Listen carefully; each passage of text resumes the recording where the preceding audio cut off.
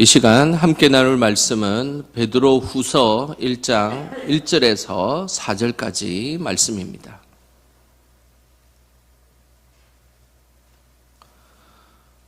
베드로 후서 1장 1절에서 4절까지 말씀, 우리 한 목소리로 말씀 읽겠습니다.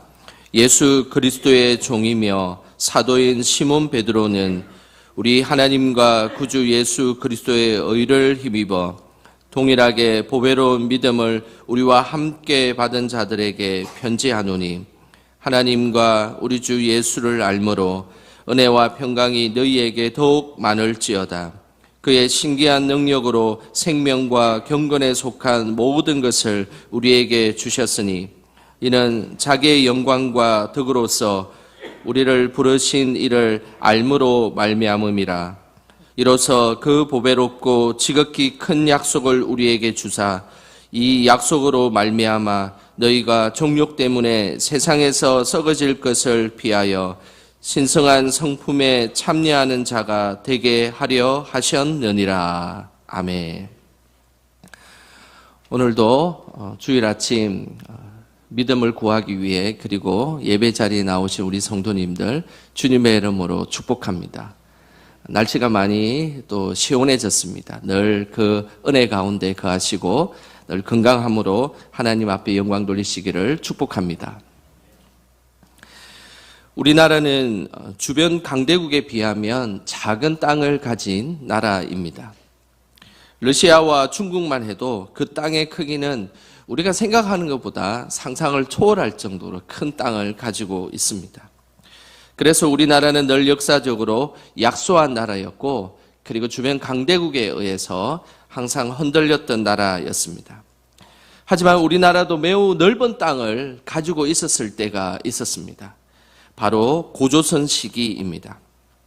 지금 사진을 한번 볼 텐데요. 지금 보는 것과 같이 고조선 시기의 땅을 주황색으로 이렇게 표시를 했습니다. 지금도 이 정도 땅이면 참 좋지 않겠습니까?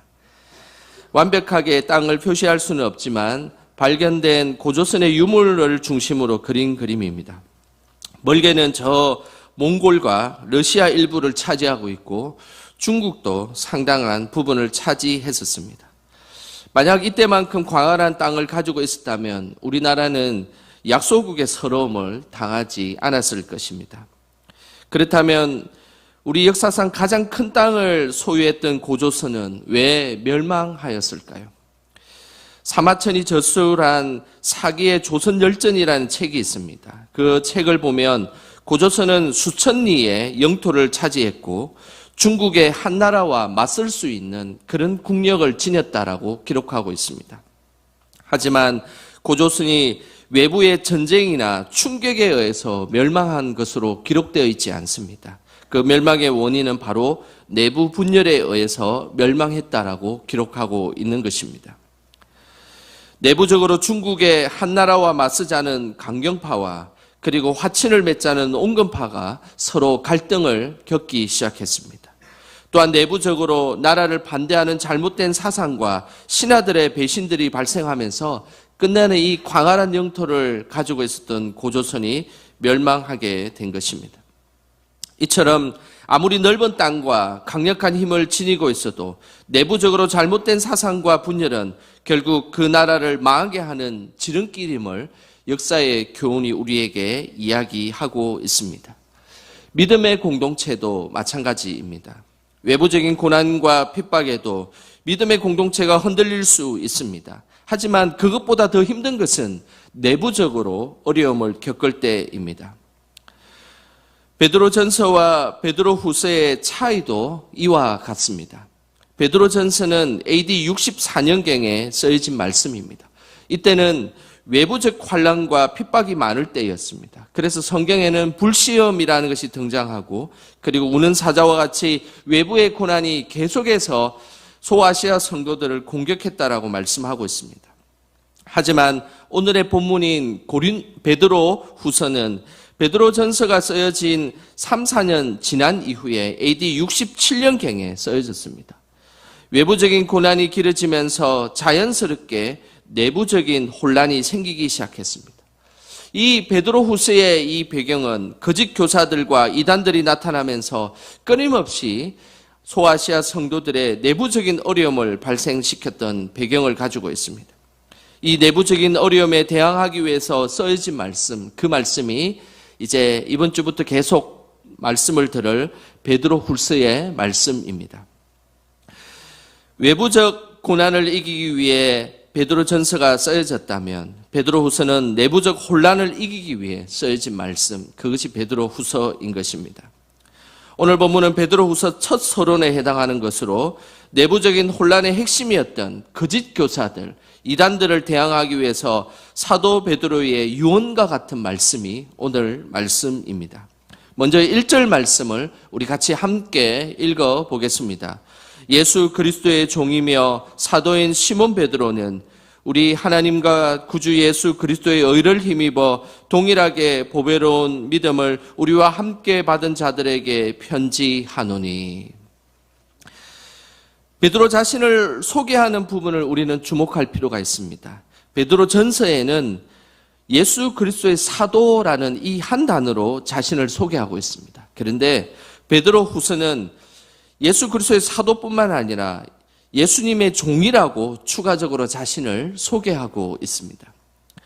그것은 베드로 전서의 경우 외부적 고난에 대해서 소아시아 성도들에게 사도로서의 근위를 갖고 말씀을 전구하고 있다면 베드로 후서는 내부적인 혼란에 대해서 종으로서의 겸손으로 이 문제를 해결해야 하는 것이기 때문에 예수 그리스도의 종이라는 새로운 인사를 말씀하고 있는 것입니다. 그래서 베드로 후서에서는 예수 그리스도의 사도라고 소개할 뿐만 아니라 먼저 예수 그리스도의 종이라고 자신을 소개하고 있는 것입니다. 종이라는 단어는 헬라어로 둘로스라는 단어를 씁니다. 그런데 이 둘로스라는 이 단어는 종으로 이렇게 한국어로 번역되어 있지만 원어적으로 보면 종보다 더 가까운 단어가 있습니다. 그것은 노예라는 단어입니다. 그래서 오늘 이 본문의 말씀은 예수 그리스도의 종으로 이해하는 것보다 오히려 의감적으로 예수 그리스도의 노예다라고 이해하는 것이 더 정확한 표현인 것입니다. 당시 노예들은 지금 우리가 생각하는 집에서 잔심부름이나 하는 것과는 차원이 다른 존재였습니다. 완전히 존재감이 없고 짐승과 같은 취급을 그 당시에 둘로스, 노예가 취급을 받았던 것입니다. 그 당시 노예들은 주인에게 소유된 물건이나 재산 중에 하나로 여겨졌기 때문에 그들은 인격적인 대우를 받는다는 것은 상상할 수가 없었습니다. 로마 시대는 인구의 절반에 해당되는 6천만 명이나 되는 많은 노예들이 있었습니다. 이 많은 노예들을 빗대어서 이런 말들이 그 당시에 나돌았습니다. 노예는 당나귀와 똑같다라는 말들이 그 당시에 사람들이 그냥 흔하게 했던 말이었습니다. 당나귀는 말을 하지 못하는 동물이고 노예는 말을 하는 동물로 취급받았기 때문입니다. 이 사실을 너무나 잘 알고 있었던 베드로는 자신을 예수님의 종, 예수님의 노예라고 자신을 표현한 것입니다. 자신을 전적으로 포기하고 오로지 예수님만을 위해서 생각하고 말하고 행동하는 그런 존재로 여겼던 것입니다. 이것이 예수님의 종의 모습입니다. 초대교회의 큰 지도자요, 대사도였던 베드로와 그리고 바울은 항상 자신을 소개할 때마다 자신을 예수님의 종이다, 예수님의 노예다라고 표현했습니다. 그만큼 자신의 삶의 중심은 예수님이었고 전적으로 예수님만 따르는 삶을 살았기 때문에 그들은 항상 자신들을 소개할 때마다 나는 예수님의 종입니다, 나는 예수님의 노예입니다라고 말씀했던 것입니다. 그러면서 베드로는 자신만 예수님의 종이 아니라 이 편지를 읽는 소아시아의 모든 성도들도 예수님의 종임을 말씀하고 있습니다. 그래서 1절 후반부에 동일하게 보배로운 믿음을 우리와 함께 받은 자들에게, 동일한 그 하나님의 은혜를 받은 자들에게 내가 편지한다라고 말씀하는 것입니다. 우리도 교회 여러 일을 하다 보면 때로는 의견이 맞지 않을 때가 있고 불만이 생길 때가 있습니다. 그리고 교회를 오랫동안 봉사하고 섬길수록 더더욱 이런 생각이 들 때가 있습니다. 그때에 우리는 이런 묵상과 기도를 해야 합니다. 이제 죽음을 앞둔 나이 많은 노사도인 베드로가 왜 자신을 한껏 낮추어서 예수님의 종이다, 예수님의 노예다라고 말씀하고 있는지를 우리는 깊이 묵상하고 기도해야 하는 것입니다. 그때에 이런 묵상과 기도가 있으면 우리 내부적인 그런 여러 가지 문제와 갈등들은 대부분 다 해결되는 것입니다. 영성신학자에는 리차드 포스터는 영적 훈련과 성장이라는 아주 유명한 책을 지었는데, 여기에 이 책에 보면 섬긴다는 말과 종의 개념의 차이를 명확하게 설명하고 있습니다. 그 책의 일부분을 제가 읽어드리겠습니다. 우리가 섬기기를 선택하는 것과 종이 되기를 선택하는 것에는 분명한 차이가 있습니다. 우리가 섬기기를 선택한다는 것은 내가 지금 칼자루를 쥐고 있다는 것을 의미합니다. 내가 누구를 섬길 것이며 언제 어느 때에 봉사해야 할지 그 결정을 내가 한다는 것입니다. 그런데 종이 되고자 선택했을 때에는 우리가 주도권을 포기합니다. 우리가 종이 되기를 선택한다는 것은 누구에게 언제 어느 때에 봉사할 것인가를 결정할 권리를 포기한다는 말입니다. 그리스도의 종이 된다는 것은 이만큼의 무게감을 가지고 있습니다. 내가 내 시간을 갖고 내가 누구를 위해 봉사하고 내가 어떤 일을 해야겠다는 그 선택권 자체도 포기하여서 그냥 하나님께서 이끄시는 대로, 하나님께서 인도하신 대로 섬기며 봉사하는 것이 바로 그리스도의 종의 모습입니다. 우리는 예수 그리스도의 종이다라고 우리가 표현할 때 이만큼의 무게감을 갖고 하나님 앞에 나아가야 되는 것입니다. 이런 무게감을 가지고 베드로 사도는 하나님과 구주 예수 그리스도의 의를 힘입어 우리 모두가 예수님의 종이 되어야 함을 우리에게 말씀하고 있습니다. 오늘 이 말씀을 들은 우리 모두가 참된 하나님의 예수 그리스도의 그리고 성령의 종이 되시길 주님의 이름으로 축원합니다. 우리가 예수님의 종이 되기 위해 필수적으로 필요한 것이 있습니다. 그것은 2절과 3절에 반복되는 말씀을 보면 알 수 있습니다. 2절에 보면 하나님과 우리 주 예수를 알므로라고 말씀하고 있고 3절에는 우리를 부르신 이를 알므로 말미암아라는 단어가 있습니다. 2절과 3절에 반복적으로 보면 알므로라는 이 단어가 있습니다. 예수님의 종이 되어 필수적으로 우리에게 필요한 것이 무엇입니까? 그것은 바로 예수 그리스도를 아는 것입니다. 사도 베드로는 반복적으로 하나님과 우리 주 예수를 알므로, 우리를 부르신 이를 알므로라고 이야기하면서 끊임없이 우리는 예수 그리스도를 알아야 된다라고 말씀하고 있습니다. 예수님의 종은 예수님을 온전히 알아야 합니다. 이것이 예수님의 종의 모습입니다. 로마 시대에는 이 안다라는 단어를 두 단어로 표현했습니다. 그 첫 번째 단어는 그노시스라는 단어를 썼습니다. 이 그노시스라는 이 단어는 단순히 피상적으로 안다는 그런 뜻의 알을 이야기합니다. 그냥 우리는 다른 사람이 누구인지 그리고 그냥 피상적으로 저 사람이 어떤 사람인지 알고 있지 않습니까? 그때는 그노시스라는 단어를 씁니다. 그런데 또 하나의 알의 단어가 있습니다. 그것은 에피그노시스입니다. 이 에피그노시스라는 단어는 단순한 정보만을 아는 것이 아니라 관계성을 통해서 온전하고 철저한 알을 나타내는 단어입니다. 그러면 금방 읽었던 베드로 후서 2절과 3절에 나오는 알미라는 이 단어는 어떤 단어일까요? 바로 에피그노시스라는 단어입니다.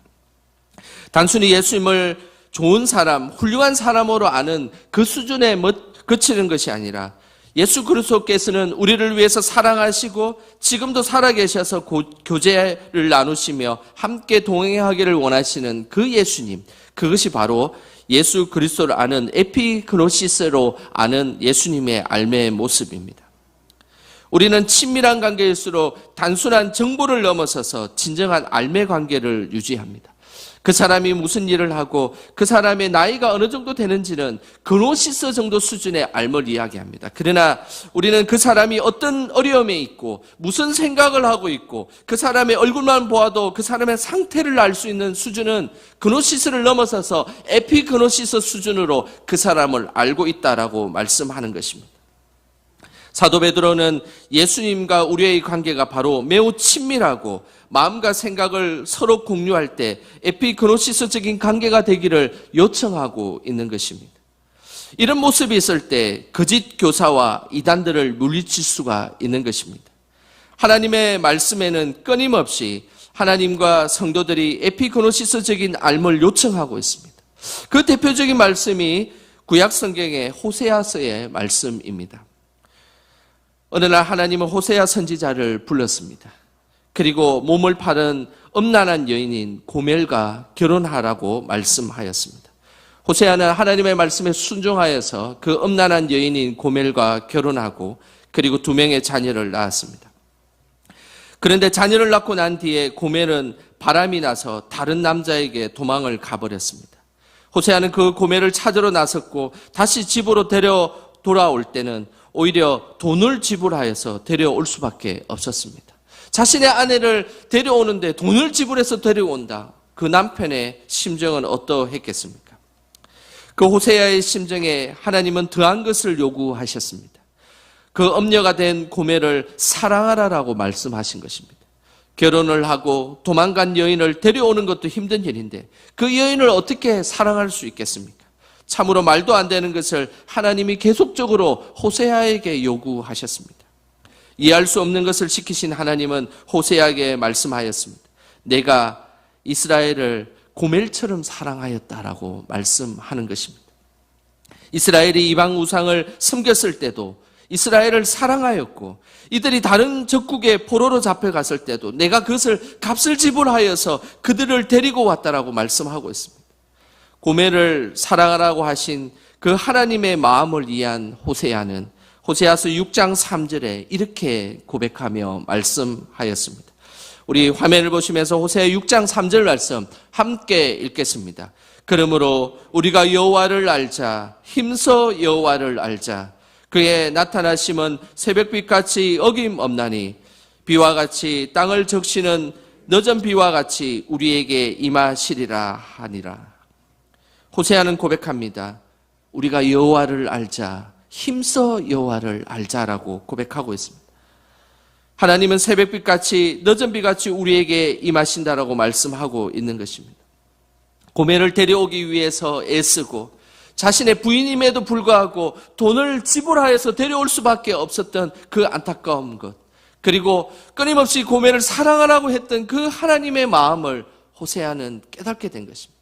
고멜처럼 하나님이 이스라엘을 이렇게 우리를 위해서 사랑하였구나. 하나님이 우리를 위해서 끊임없이 사랑하였고 우상을 숭배할 때도 사랑하였고 적국의 포로로 잡혀갔을 때도 사랑하여서 그 대가를 지불하여서 사랑했던 그 하나님의 마음이 그 호세아의 마음속에 자리 잡게 된 것입니다. 그것이 에피그노시스적인 알을 체험하는 순간이라는 것입니다. 우리는 단순히 하나님을 정보를 통해서 단순하게 아는 것이 아닙니다. 그냥 누군가가 알려주어서 아는 그 수준으로 하나님을 알아서는 곤란합니다. 우리는 끊임없이 삶의 현장에서 하나님을 온전하게 알아야 합니다. 우리는 하나님을 인격적으로 알아야 하는 것입니다. 치열한 삶의 현장에서 기도하며 말씀을 보면서 만났던 그 하나님을 우리가 알아야 하는 것입니다. 하나님이 도대체 어떤 생각을 갖고 계시고 하나님이 어떤 마음을 갖고 계시며 그리고 어떤 모습으로 우리에게 다가오셔서 우리를 도우시고 보호하시는지 구체적인 우리의 삶의 현장에서 만났던 그 하나님을 우리가 고백하며 간증하며 체험할 수 있는 것, 그것이 바로 하나님을 온전히 아는 삶의 모습입니다. 새벽빛같이 땅에 내리는 늦은 비같이 우리의 삶의 현장에서 함께 하시는 그 하나님을 온전히 알아가시기를 소망합니다. 이런 삶을 사도 베드로는 우리에게 권면하고 있는 것입니다. 오늘 본문에는 예수님을 진정으로 아는 사람이 취해야 하는 두 가지 행동을 말씀하고 있습니다. 먼저 4절 전반부의 말씀을 읽어보겠습니다. 우리 화면을 보시면서 읽어보겠습니다. 이로써 그 보배롭고 지극히 큰 약속을 우리에게 주사 이 약속으로 말미암아 너희가 정욕 때문에 세상에서 썩어질 것을 피하여. 예수님을 온전히 아는 사람은 정욕을 피하라라고 말씀하고 있습니다. 예수님을 온전히 아는 사람, 예수님이 우리를 어떻게 사랑하시고 우리와 어떻게 동행하시고 그리고 우리와 보호하시는 그 예수님을 진정으로 아는 사람은 정욕을 피하라라고 말씀하고 있는 것입니다. 당시 거짓 교사들의 특징이 있었습니다. 이들은 로마의 이원론적 사상을 가지고 있었습니다. 그 중에 대표적인 이단들 그리고 거짓 교사들은 바로 영지주의자들이었습니다. 그들은 영적인 측면만을 신성시하고 육의 측면은 소외시키고 천박하게 생각했습니다. 그래서 천박한 육체는 쾌락과 방탕함에 빠져도 된다고 생각을 했던 것입니다. 육체의 정욕대로 행하고 쾌락을 추구하다가도 영적으로는 거룩하게 되면 된다라는 이런 이원론적인 사상을 갖고 있었습니다. 영과 육의 분리를 통하여서 이 이원론적 사상은 철저하게 육을 등한시하는 사상이었습니다. 하지만 분명한 것은 우리의 기독교는 이원론적 사상을 배격합니다. 우리는 이원론적 사상을 가지고 있어야 합니다. 하나님이 영은 거룩하게 만드시고 육은 천박하게 만드시지 않으셨습니다. 영과 육을 하나님이 동시에 창조하셨고 그것이 모두 하나님 앞에 거룩함으로 나아가는 것, 이것이 하나님의 뜻입니다. 영도 존중해야 하고 육도 존중해야 하는 것입니다. 그래서 육을 쾌락과 방종으로 방치해서는 안 됩니다. 사도 베드로는 내부적인 이 거짓 교사들과 이단들이 고난 중에 있는 성도들을 이원론적 사상에 물들게 하고 있음을 분명하게 알고 있었습니다. 끊임없이 거짓 교사들과 이단들은 영만 구원하면 되니까 육체는 쾌락을 추구해도 된다라고 그들의 성도들을 유혹하고 있었던 것입니다. 교회 밖에서는 방탕하게 행하고 육체의 쾌락을 추구하고 죄를 지어도 교회 안에서는 거룩함에 지내면 된다라고 생각하는 것, 이것은 철저하게 이원론적 사상에서 입각한 생각입니다. 이것에 대해서 베드로는 단호하게 말씀하고 있습니다. 너희가 정욕 때문에 세상에서 썩어질 것을 피하라라고 분명하게 말씀하고 있는 것입니다. 육체의 정욕은 금방 썩어질 세상의 것임을 말씀하고 있습니다. 우리는 금방 없어질 그 육체의 정욕을 따라가는 인생을 살아가지 말아야 하는 것입니다. 늘 영원하신 하나님을 위해서 살아가며 그 육체도 우리가 존중하며 거룩함으로 나아갈 수 있도록 살아가는 것, 이것이 하나님을 진정으로 아는 삶의 모습인 것입니다. 예수님을 진정으로 아는 삶이 취해야 하는 또 다른 행동은 4절 후반부에 이렇게 말씀하고 있습니다. 우리 화면을 보시면서 4절 후반부의 말씀을 읽어보겠습니다. 신성한 성품에 참여하는 자가 되게 하려 하셨느니라. 예수님을 진정으로 아는 사람은 신성한 성품에 참여하는 자가 되어야 한다라고 말씀하고 있습니다. 곧 하나님의 성품을 닮아가는 사람이 되어야 한다는 것입니다. 성품이라는 것은 하루아침에 만들어지는 것이 아닙니다. 오랜 세월을 두고 그것이 만들어지는 것이 성품의 모습입니다. 우리가 오랜 세월을 통하여서 하나님을 닮아가려고 애쓰고 노력하면 그제서야 하나님의 성품에 참여하는 자가 되는 것입니다. 하나님을 제대로 알고 있는 사람은 언제나 하나님을 따라가게 되어 있습니다. 그것은 의도적으로 따라하고 노력하는 것이 아닙니다. 하나님과 친밀한 교제를 갖게 되면 자연스럽게 하나님이 어떤 생각을 갖고 계시고 어떤 마음을 갖고 계시고 하나님이 어떤 행동을 할 것인지를 알게 됩니다. 그러면 자연스럽게 하나님의 성품을 우리는 참여하게 되고 따라가게 되고 그리고 아름다운 하나님의 성령의 성품과 같은 열매를 맺게 되는 것입니다. 하나님 나라에 가는 날까지 하나님의 성품을 따라가기 위해서 우리는 훈련해야 합니다. 당시 이단들이 이원론을 주장하면서 육체적 쾌락을 추구하는 것 외에 기독교 공동체를 흔드는 또 다른 사상이 있었습니다. 그것은 바로 그리스도의 재림을 부인함으로써 종말론적인 신앙을 파괴시키는 행위였습니다. 세상에 종말이 없고 재림이 없다면 이것은 심각한 문제를 초래합니다. 지금 성도들은 아시아에 있는 이 소아시아에 있는 이 성도들은 그들은 고난을 통하여서 연단을 받고 있고 그곳에서 하나님의 성품으로 계속 변화됨으로 통하여서 궁극적으로는 우리가 재림의 그날에 우리의 성품을 우리의 하나님 앞에 가져간 그 성령의 열매를 보여드려야 하는데 재림도 없고 종말이 없다면 우리의 이 연단이 과연 무슨 의미가 있겠습니까? 그냥 아무렇게나 살아가면 되는 것입니다. 그러니 이런 이단 사상은 매우 파괴적이고 당시의 소아시아 성도들에게는 치명적인 사상이었습니다. 이들은 연단 속에서 그리스도의 성품에 참여하고 그 성품으로 성령의 열매를 맺게 하는 이런 것들을 하지 못하게 그들은 방해했던 것입니다. 이런 이단 사상들은 하나님께서 철저하게 베드로를 통해서 배격하고 무엇이 잘못되어 있는지를 알려주신 것입니다. 그래서 사도 베드로는 이런 이단 사상을 배격하면서 그리고 우리는 그리스도의 성품에 참여하는 자로서 이 땅을 살아가라라고 우리에게 권면하고 있는 것입니다.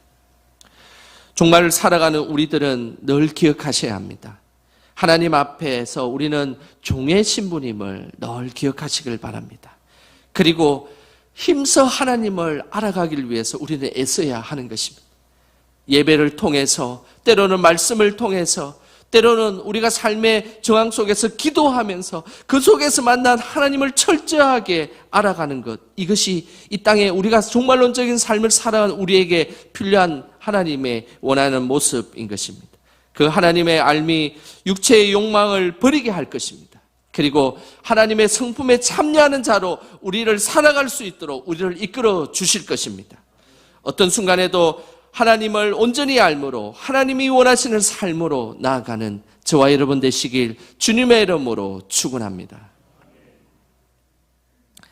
하나님 아버지, 한없이 부족한 우리를 하나님의 종으로 삼아 주셔서 감사드립니다. 우리가 늘 예수님의 종의 신분임을 잊지 않게 하시고 평생토록 하나님을 알아가기 위해 힘쓰는 저희들이 되게 하옵소서. 우리를 유혹하는 육체의 욕망들을 성령께서 물리쳐 주시고 하나님의 성품이 나의 성품이 될 수 있도록 인도하여 주시옵소서. 예수님의 이름으로 기도드립니다. 아멘.